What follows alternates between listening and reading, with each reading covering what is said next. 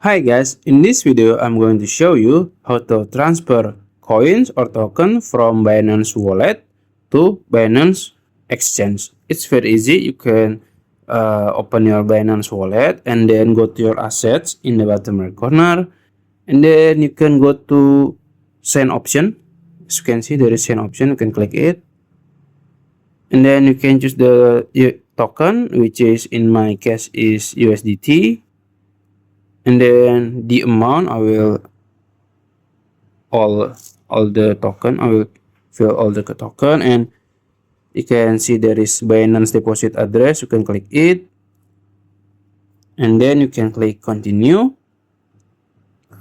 and then you can confirm the transaction, verify to process,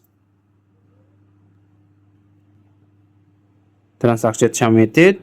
I will just wait a few seconds, maybe. It's done. That's it. If you found this video helpful, please like this video and subscribe to my channel. Thank you.